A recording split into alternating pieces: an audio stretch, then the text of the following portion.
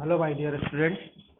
आज हम क्लास 10 का चैप्टर 2 जो है acid base basis and salt इसको कंटिन्यू कर रहे हैं। जिसमें लास्ट लेक्चर में देखा हुआ था हमने केमिकल प्रॉपर्टीज ऑफ एसिड। आज हम देख रहे हैं केमिकल प्रॉपर्टीज ऑफ बेसिस। जो केमिकल प्रॉपर्टीज हैं वो सेम एसिड के जैसी ही हैं, लेकिन उसमें एसिड के साथ में जो केमिकल प्रॉपर्टीज बताई थी कि एसिड के साथ में क्या चेंजेस हो सकते हैं अदर सब्सटेंस के साथ में जब वो रिएक्ट करता है। इसी तरह से केमिकल प्रॉपर्टीज ऑफ बेसिस में अपन देखेंगे कि बेसिस के साथ में जो रिएक्शन होती है अदर सब्सटेंस के साथ में, तो किस टाइप से वो रिएक्शन प्रोसीड होती है। तो फर्स्ट जो रिएक्शन है इसमें रिएक्शन विथ मेटल।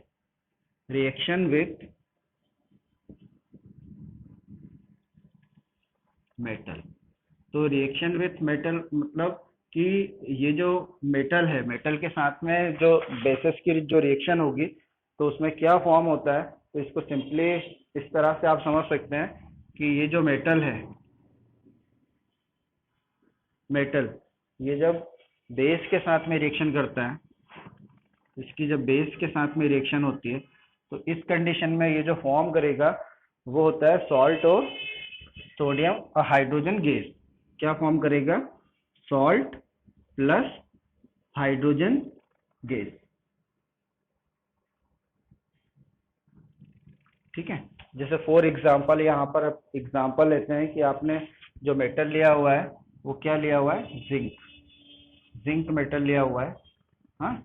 और उसकी आप रिएक्शन करवा रहे हैं सोडियम हाइड्रोक्साइड के साथ में, जो कि क्या है? एक बेस है, सोडियम हाइड्रोक्साइड, है ना। ये जिंक, ये सोडियम हाइड्रोक्साइड। अब इसके साथ में जो रिएक्शन होती है बेस के साथ में, जो मेटल की रिएक्शन होगी, तो उस कंडीशन में ये क्या बनेगा? सोडियम जिंकेट फॉर्म होगा, जिसका फार्मूला होता है Na2ZnO2। Na2ZnO2 इसको कहा जाता है सोडियम जिंकेट। तरह का सॉल्ट होता है ये, जिसको कहा जाता है सोडियम जिंकेट। ठीक है। और उसी के साथ में क्या यहाँ पर इवॉल्व होगी? Hydrogen gas.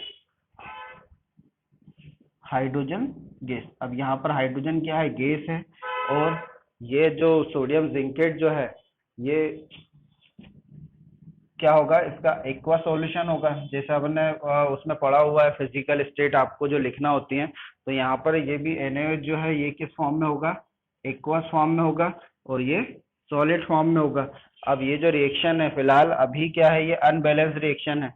अगर इसको बैलेंस करना है तो बैलेंस करने के लिए आप क्या करेंगे? इसमें यहाँ पर इसको जो मोल होगा, है ना, यहाँ पर आप 2 लिख दें, तो उस कंडीशन में ये पूरी रिएक्शन क्या हो जाएगी? बैलेंस हो जाएगी, है ना। अब ये जो रिएक्शन बताई हो ये क्या है? रिएक्शन विथ मेटल के साथ में है। जो सेकंड टाइप है वो होता है reaction with non metallic oxide. Reaction with non metallic oxide. अब जो नॉन मेटल ऑक्साइड जो होते हैं, जैसे अगर आप इनकी रिएक्शन जो होती है bases react with non metallic oxide, मतलब एसिडिक ऑक्साइड, उन्हीं को क्या कहा जाता है? Non metallic oxide. To produce salt and water, तो ये क्या करेंगे? सॉल्ट और वाटर को प्रोड्यूस करेंगे। This reaction proves that non metallic oxide are acidic in nature. तो यही जो रिएक्शन होगी इसी के, जब ये सॉल्ट फॉर्म कर रहे हैं नॉन मेटेलिक ऑक्साइड, जिनको एसिडिक ऑक्साइड कहा जाता है ना, तो ये इससे भी ये प्रूव होता है कि जो नॉन मेटेलिक ऑक्साइड जो होते हैं वो नेचर में कैसे होते हैं?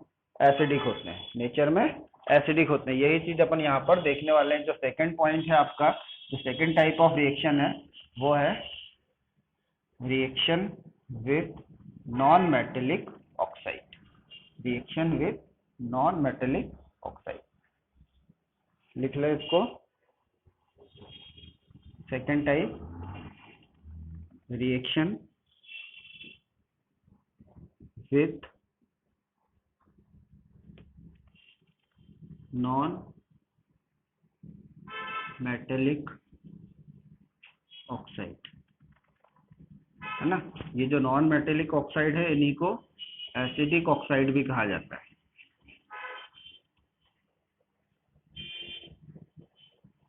ठीक है। अब देखो, अब यहाँ पर इस टाइप की जो रिएक्शन होती है इसमें जो बेस के साथ में नॉन मेटेलिक ऑक्साइड जो रिएक्ट करते हैं तो उसमें क्या फॉर्म होगा कि फॉर एग्जांपल ये आपका कोई बेस है प्लस नॉन मेटेलिक ऑक्साइड जो भी आप ले रहे हैं, है ना, नॉन मेटेलिक ऑक्साइड, ये जो रिएक्शन होगी इनकी, तो इस रिएक्शन में क्या बनेगा, सॉल्ट और वाटर फॉर्म होगा। सॉल्ट प्लस वाटर इसमें बनता है। अब यहाँ पर अगर इसका आप एग्जाम्पल देखें तो एग्जाम्पल क्या हो सकता है इसका, जैसे फॉर एग्जाम्पल आपने क्या लिया हुआ है,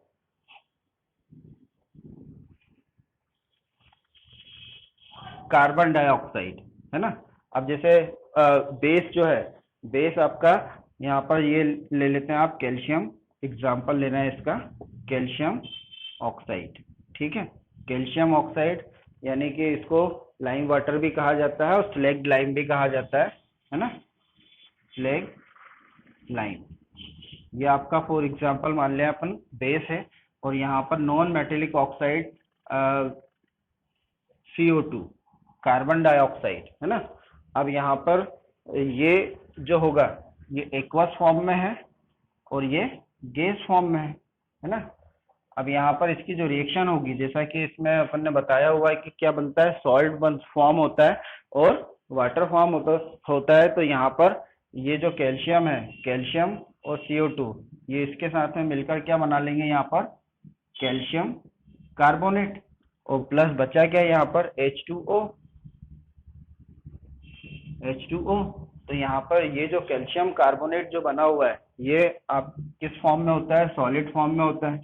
ठीक है, कैल्शियम कार्बोनेट, कैल्शियम कार्बोनेट और प्लस वाटर बन गया। तो इस टाइप की जो रिएक्शन होती है नॉन मेटेलिक ऑक्साइड के साथ में, उस कंडीशन में बेस जो है वो क्या देता है, सॉल्ट देता है और वाटर फॉर्म करता है। तो ये कुछ रिएक्शंस थी एसिड के साथ, बेसिस के साथ में, है ना। इसी के साथ में ये जो इसकी केमिकल रिएक्शन है ये फिनिश हो गई है।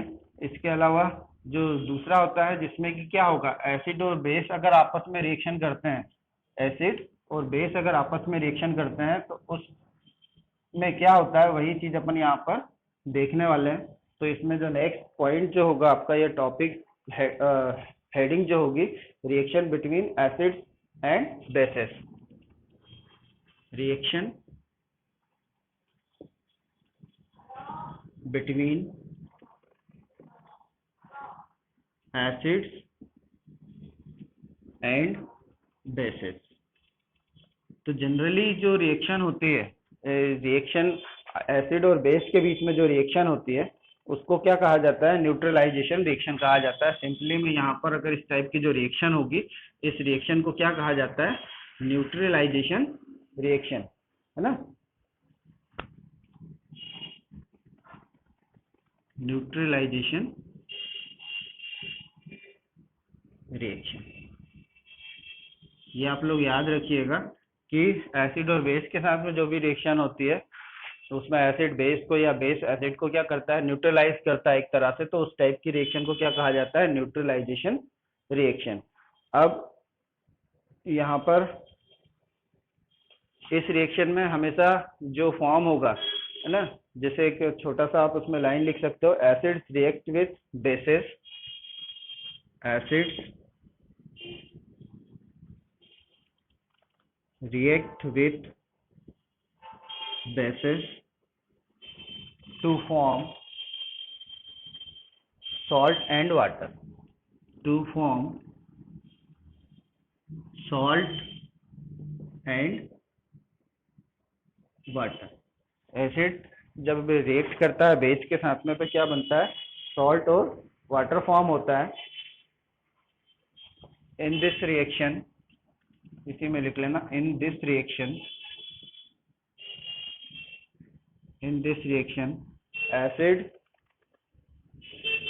Neutralise a base, an acid neutralizes a base. तो इस कंडीशन में क्या करेगा, जो एसिड होता है वो बेस को न्यूट्रलाइज करता है, और दिस न्यूट्रलाइज ए बेस, और इसी तरह से क्या होगा कि रिड्यूस इट इफेक्ट और वाइस वर्सा, मतलब कि जिस तरह से एसिड बेस को न्यूट्रलाइज करेगा उसी तरह से बेस एसिड को भी न्यूट्रलाइज कर सकता है ना। This type of reaction, this type of reaction is known as neutralization reaction. इस टाइप के रिएक्शन को क्या कहा जाता है, न्यूट्रलाइजेशन रिएक्शन। ठीक है, इन शॉर्ट मैंने आपको यहाँ पे बता दिया है। अब अपन यहाँ पर इसका एक एग्जाम्पल देख रहे हैं कि एग्जाम्पल में क्या होगा, कि जैसा मैंने बताया है कि एसिड और बेस, यानी कि एसिड प्लस बेस जो होंगे वो आपस में जब रिएक्ट करेंगे तो क्या फॉर्म होगा, salt plus water, salt plus water. अब अगर यहाँ पर अपन एग्जांपल लेते हैं तो एग्जांपल में जैसे आपने NaOH लिया है ना, एसिड क्या है आपका HCl, ठीक है, और बेस आपका क्या है, फॉर एग्जांपल NaOH। ठीक है, अब ये जो दोनों होंगे एसिड और बेस जो होंगे दोनों किस फॉर्म में होते हैं, एक्वस फॉर्म में होंगे, ये भी। अब जब ये आपस में रिएक्ट करेंगे तो आपस में रिएक्ट करेंगे तो क्या फॉर्म होगा, NaCl, मतलब यहाँ पर ये जो फॉर्म होगा, यहाँ पे मैं इसको बता देता हूँ आपको बना के, कि ये NaCl बनेगा और H2O फॉर्म होगा। मतलब यहाँ पर अपन क्या लिख सकते हैं, NaCl प्लस H2O। तो यहाँ पर ये क्या बन गया, ये सॉल्ट बन गया और ये वाटर फॉर्म हो गया। मतलब ये क्या है, ये सोडियम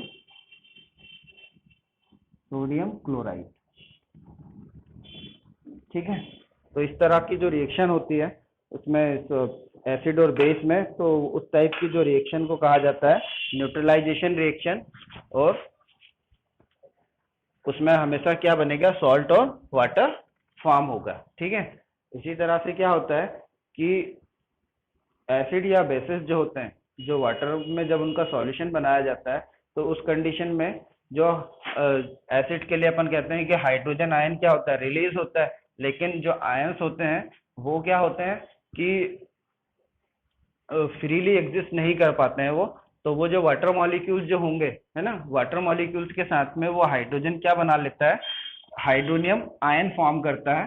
तो हाइड्रोनियम आयन जब फॉर्म होगा तो अगर आप हाइड्रोजन आयन कहें या हाइड्रोनियम आयन कहें, है ना, दोनों एक ही चीज है।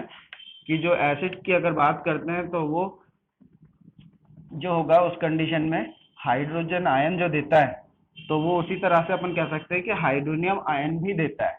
ठीक है, अब जब आप उसको वाटर में डिजोल्व करेंगे तो यहाँ पर एक छोटी सी हेडिंग लिख लो, एसिड और बेसिस इन वाटर सॉल्यूशन।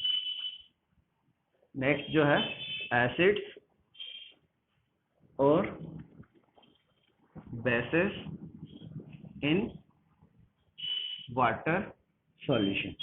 अब इसमें केवल मैं आपको समझा रहा हूँ कि इसमें होगा क्या, कि अगर एसिड की बात करते हैं तो एसिड जो होता है जनरली, एसिड क्या होता है, ये वाटर में जब डिजोल्व करा जाता है इसको तो हाइड्रोनियम आयन देता है। ठीक है, वो हाइड्रोजन आयन देता है। और जो वाटर होता है, ये वाटर जो है, अब वाटर में ऑलरेडी इसका जो फार्मूला होगा वो क्या होता है, H2O, है ना। जब आप एसिड को वाटर में डिजोल्व कर रहे हैं, है ना, तो उस कंडीशन में जो एसिड होगा वो हाइड्रोजन आयन देगा, लेकिन ये जो होता है फ्रीली एग्जिस्ट नहीं करता है। हाइड्रोनियम आयन क्या होता है, नॉट फ्रीली एग्जिस्ट, है ना, फ्रीली एग्जिस्ट नहीं करता है। तो ये किसके साथ में, हाइड्रो जो वाटर मॉलिक्यूल है उसके साथ में कंबाइन होने के बाद ये क्या बना लेगा, H3O। इसी को कहा जाता है हाइड्रोनियम हाइड्रोनियम आयन। ठीक है। तो जो वाटर में जो वाटर के साथ में जो सॉल्यूशन बनता है, तो उस कंडीशन में हाइड्रोजन जो हाइड्रोजन होता है वो क्या देता है, हाइड्रोनियम आयन देता है। इसी तरह से जो बेस होगा, है ना, बेस क्या देगा, हाइड्रोक्साइड आयन देगा। ठीक है, बेस क्या देगा, हाइड्रोक्साइड आयन देगा। तो ये होता है कि या तो अपन हाइड्रोजन आयन कह लें, है ना, या हाइड्रोनियम आयन कह लें। ठीक है। तो इसी तरह से ये एसिड के लिए हो गया और ये बेस के लिए हो गया। तो ये आप ध्यान रखना कि जो एसिड्स और बेस जो होते हैं उनका वाटर में जो सॉल्यूशन होता है, तो उस कंडीशन में ये एसिड जो होगा वो हाइड्रोनियम आयन या हाइड्रोजन आयन बनाएगा और बेस जो होगा वो हाइड्रोक्साइड आयन फॉर्म करेगा। ठीक है। अब इसी तरह से एक चीज और है लास्ट में कि effect of dilution on an acid और बेस। तो उस कंडीशन में क्या होता है कि यहाँ पर इसको भी मैं आपको थोड़ा सा बता देता हूँ। इसमें इफेक्ट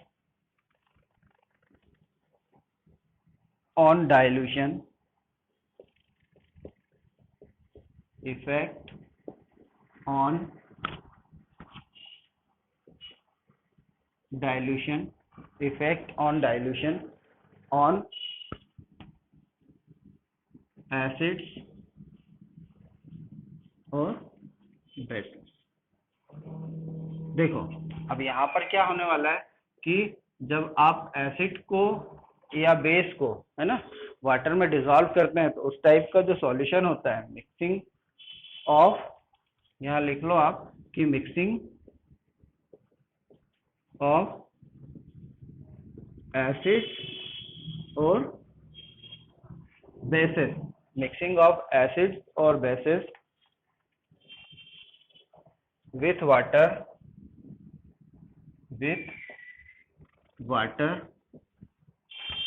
is called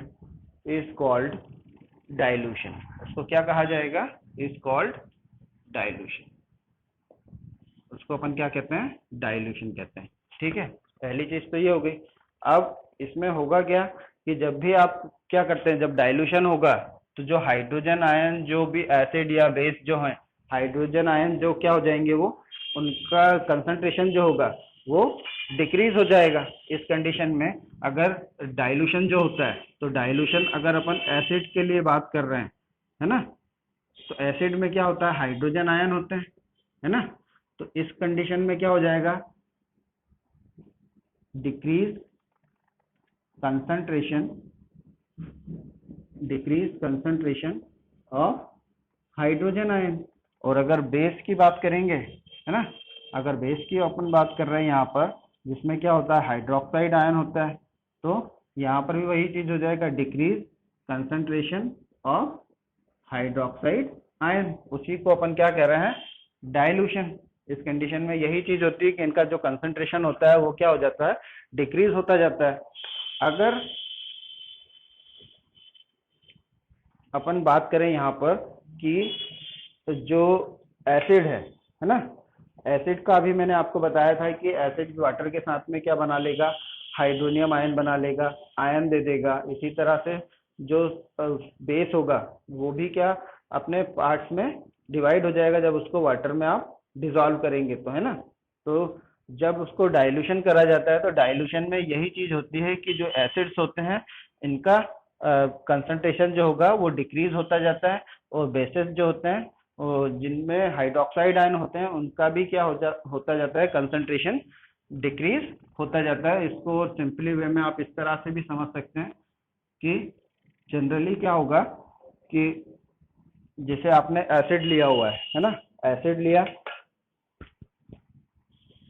जैसे फॉर एग्जांपल ये एसिड है HCl प्लस वाटर H2O। ठीक है, अब यहाँ पर ये क्या फॉर्म करेगा, ये फॉर्म करेगा हाइड्रोनियम आयन, है ना।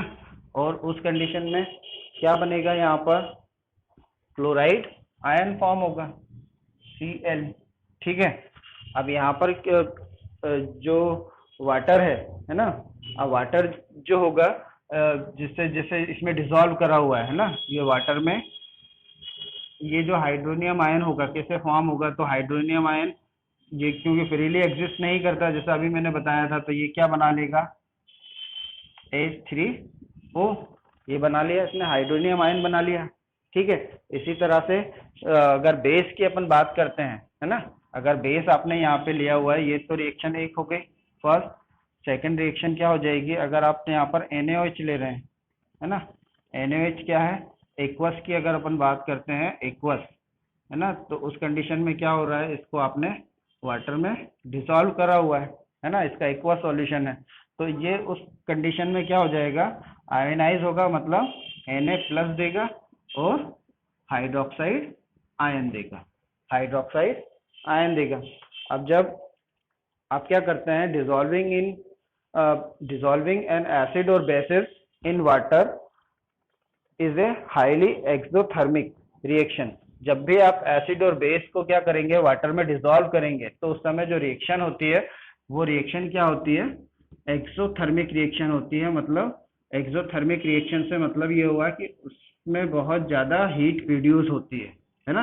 एक्सोथर्मिक रिएक्शन से मतलब कि उसमें हीट प्रोड्यूस होगी, लार्ज हीट प्रोड्यूस, है ना।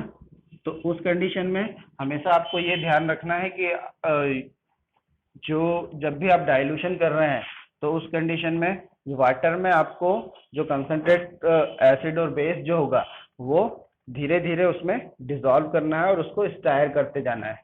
हाँ, एकदम आपको ऐसा नहीं करना है कि आपने कंसंट्रेट जो एसिड है या बेस जो है ना, इसके अंदर आप वाटर डाल रहे हैं, इसके ऊपर वाटर आपको नहीं डालना है। मतलब कहने का ये है कि जब भी आप उसमें डालेंगे वाटर, अगर डालते हैं तो वो थोड़ा एक्सीडेंटल केस उसमें हो सकता है ना। इसलिए आप क्या करेंगे हमेशा कि वाटर में, जैसे ये जो लिया हुआ है, ये आपने कंटेनर लिया हुआ है, तो यहाँ पर ये वाटर भरा हुआ है, ये वाटर है, हाँ, तो इसमें आप अगर एसिड डाल रहे हैं, इसमें आपको क्या डालना है, एसिड डालना है, तो ये प्रोसेस सही होगा, है ना। आप अगर ऐसा कर रहे हैं कि ये कंटेनर लिया हुआ है, इसमें आपने एसिड ले लिया है और इसको डाइल्यूट करने के लिए आप यहाँ पर वाटर ऐड कर रहे हैं, है ना, तो ये जो प्रोसेस है ये गलत होगा। सेम इसी तरह से अगर अपन एसिड बेस की बात करेंगे, तो ये आपका कंटेनर है, ये आपने वाटर लिया हुआ है इसमें, ठीक है, ये, और यहाँ पर आप किसमें क्या ऐड कर रहे हैं, बेस।